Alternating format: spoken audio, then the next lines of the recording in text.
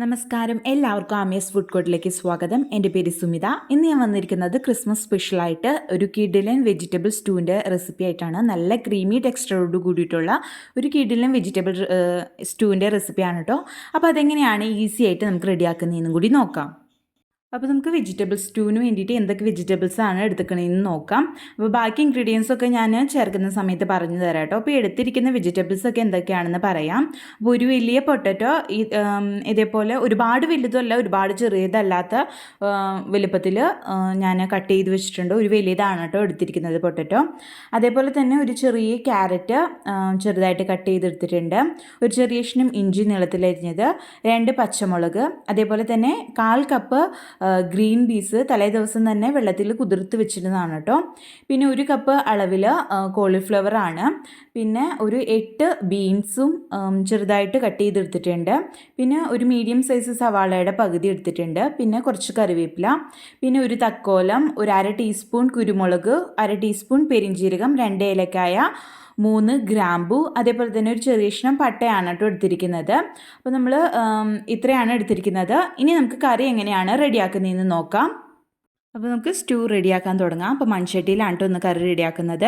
അപ്പോൾ മൺചട്ടിയിലേക്ക് ഒരു 2 table spoon അളവിൽ വെളിച്ചെണ്ണ ഒഴിച്ച് കൊടുക്കാം. വെളിച്ചെണ്ണ നല്ല പോലെ ചൂടായിട്ട് വരുമ്പോൾ നമ്മൾ നേരത്തെ എടുത്ത് വെച്ചിരുന്ന മസാല ഉണ്ടല്ലോ, അപ്പോൾ അതിൻ്റെ അളവൊക്കെ ഞാൻ നേരത്തെ പറഞ്ഞിരുന്നു. അത് നമ്മൾ ഈ ഒരു വെളിച്ചെണ്ണയിൽ ഇട്ടിട്ട് ചെറുതായി ഒന്ന് മൂപ്പിച്ചെടുക്കാം. ലോ ഫ്ലെയിമിൽ വെച്ചിട്ട് ചെയ്താൽ മതി കേട്ടോ.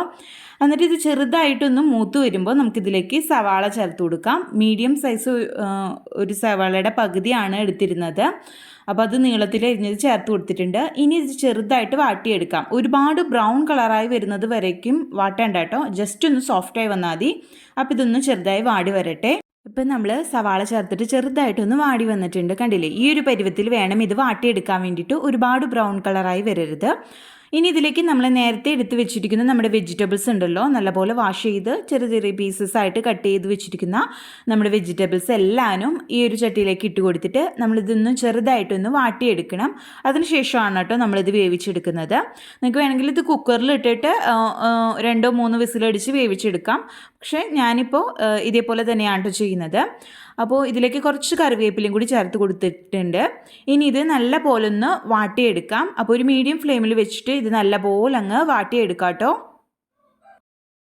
അപ്പോൾ ഇതാ നമ്മളുടെ വെജിറ്റബിൾസ് ഒക്കെ ഒന്ന് ചെറുതായി വാടി വന്നിട്ടുണ്ട്. ഇതേപോലെ ഒന്ന് വാടി വന്നു കഴിഞ്ഞാൽ നമുക്കിതിലേക്ക് തേങ്ങാപ്പാൽ ഒഴിച്ചു കൊടുക്കാം.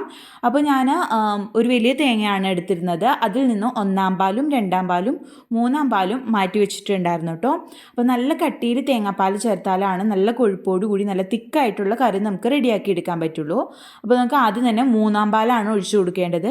അപ്പോൾ അത് 2 കപ്പാണ് കേട്ടോ ഞാൻ ചേർത്ത് കൊടുക്കുന്നത്. 250 ml കപ്പിൽ 2 കപ്പ് ചേർത്ത് കൊടുത്തിട്ടുണ്ട്. അതേപോലെ തന്നെ ഈ സമയം നമുക്ക് ആവശ്യത്തിനുള്ള ഉപ്പ് ചേർത്ത് കൊടുക്കാം. നമ്മൾ ഒട്ടും തന്നെ ഉപ്പ് ചേർത്തിട്ടുണ്ടായിരുന്നില്ല. ആവശ്യത്തിന് ഉപ്പ് ചേർത്തിട്ട് നമുക്കിതൊന്ന് മിക്സ് ചെയ്ത് കൊടുക്കാം.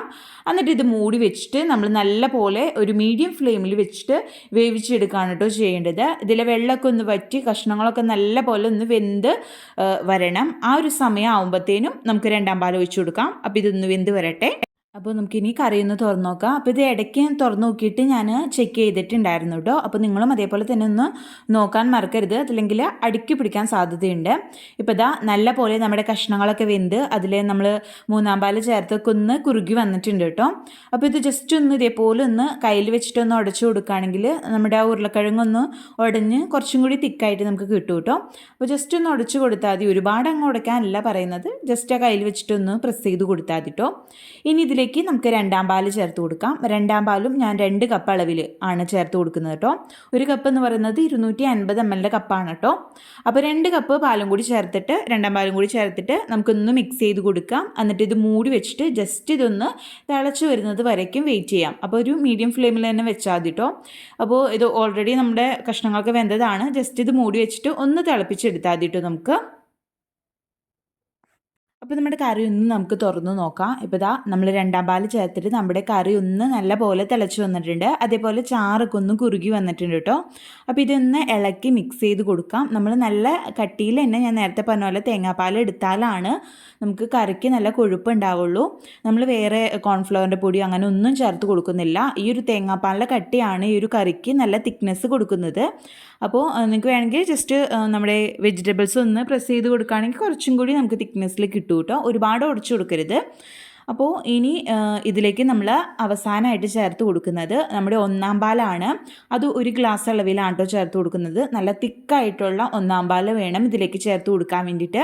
അതേപോലെ തന്നെ അവസാനമായിട്ട് ഇതിലേക്ക് കുറച്ച് കറിവേപ്പിൻ്റെ ഇലയും അതേപോലെ ഒരു നുള്ള് പഞ്ചസാര, അതായത് നമ്മുടെ ഒരു കറിയിൽ നിന്ന് ഉപ്പും എല്ലാം ഒന്ന് ബാലൻസ് ചെയ്യാൻ വേണ്ടിയിട്ട്, മസാലയുടെ ഒരു ടേസ്റ്റ് ഒക്കെ ഉണ്ടല്ലോ അതൊന്ന് ബാലൻസ് ചെയ്യാൻ വേണ്ടിയിട്ടാണ് ചേർത്ത് കൊടുക്കുന്നത്. ഒരുപാട് കൂടിപ്പോരുത്, അങ്ങനെയാണെങ്കിൽ മധുരിച്ചിട്ട് കഴിക്കാൻ പറ്റത്തില്ല. ഒരു നുള്ള് മാത്രം മതി. അതേപോലെ തന്നെ ഒരു നുള്ള് ഗരം മസാലയാണ് കേട്ടോ, അതും കൂടിപ്പോരുത്. അതും കൂടി ചേർത്തിട്ട് നല്ല പോലെ ഇളക്കി മിക്സ് ചെയ്യാം. ഇനി ഇത് ഒരുപാട് വെട്ടി തിളപ്പിക്കരുത്. ഒന്നാം പാൽ ചേർത്തിട്ട് ഒരുപാട് ഇങ്ങനെ തിളപ്പിച്ചെടുത്താൽ ചിലപ്പോൾ അത് പിരിഞ്ഞു പോകാൻ സാധ്യതയുണ്ട്. ജസ്റ്റ് ഇതൊന്ന് ചൂടായിട്ട് ചെറിയൊരു തിള വരണം, അല്ലാണ്ട് ഒരുപാട് വെട്ടി തിളപ്പിക്കരുത്. ഇതേപോലെ ചെറിയൊരു തിള വന്നു കഴിഞ്ഞാൽ നമുക്ക് ഫ്ലെയിം ഓഫ് ചെയ്യാം കേട്ടോ. അപ്പോൾ ഞാൻ ഫ്ലെയിം ഓഫ് ചെയ്തിട്ടുണ്ട്. അപ്പോൾ മൺചട്ടി ആയതുകൊണ്ടാണ് ഇങ്ങനെ തിളച്ചുകൊണ്ടിരിക്കുന്നത്. അപ്പോൾ നല്ല പോലെ ഇളക്കി മിക്സ് ചെയ്യാം. ടേസ്റ്റ് നോക്കിയിട്ട് എന്തെങ്കിലും കുറവുണ്ടെങ്കിൽ ചേർത്ത് കൊടുക്കാം കേട്ടോ.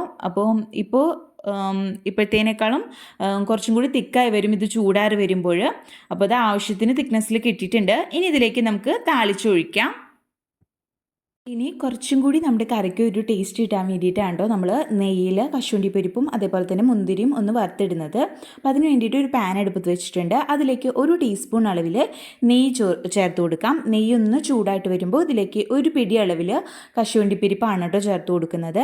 അത് ജസ്റ്റ് ഒന്ന് കളറ് മാറി വരുന്ന സമയത്ത് നമുക്ക് ഒരു പിടി അളവിൽ തന്നെ കിസ്മിസും കൂടി ചേർത്ത് കൊടുക്കാം കേട്ടോ. അതും ഒന്ന് വീർത്ത് വരുമ്പോൾ, ഒന്ന് റോസ്റ്റായി വരുമ്പോൾ നമുക്ക് അത് പെട്ടെന്ന് തന്നെ നമ്മുടെ കറിയിലേക്ക് അങ്ങ് ഒഴിച്ചു കൊടുക്കാം.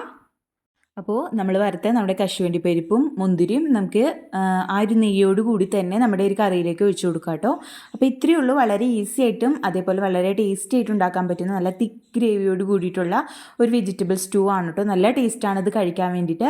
തീർച്ചയായിട്ടും ഈ ക്രിസ്മസിന് നിങ്ങളിതൊന്ന് ട്രൈ ചെയ്ത് നോക്കാം. എന്നിട്ട് അഭിപ്രായമൊക്കെ താഴെ കമൻറ്റ് ബോക്സിൽ അറിയിക്കാനും മറക്കരുത് കേട്ടോ.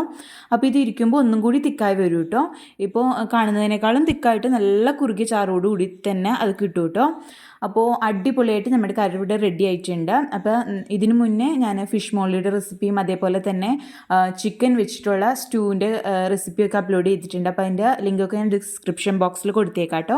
കാണാത്തവരുണ്ടെങ്കിൽ കാണാം. അപ്പോൾ എല്ലാവർക്കും ഈ വീഡിയോ ഇഷ്ടപ്പെട്ടെന്ന് വിചാരിക്കുന്നു. വീഡിയോ ഇഷ്ടപ്പെട്ടാൽ ലൈക്ക് ചെയ്യുക. അതേപോലെ ഫ്രണ്ട്സും റിലേറ്റീവ്സും ഒക്കെ ആയിട്ട് വീഡിയോ ഷെയർ ചെയ്യുക. നിങ്ങൾ ട്രൈ ചെയ്ത് നോക്കിയിട്ട് അഭിപ്രായമൊക്കെ താഴെ കമൻറ്റ് ബോക്സിൽ അറിയിക്കാനും മറക്കരുത് കേട്ടോ. ആദ്യമായിട്ട് വീഡിയോ കാണുന്നവർ ആരെങ്കിലും ഉണ്ടെങ്കിൽ ചാനൽ സബ്സ്ക്രൈബ് ചെയ്യാനും മറക്കരുത്. അപ്പോൾ അടുത്ത അടിപൊളി വിഭവങ്ങളായിട്ട് വരുന്നത് വരയ്ക്കും. ബൈ. Thank you.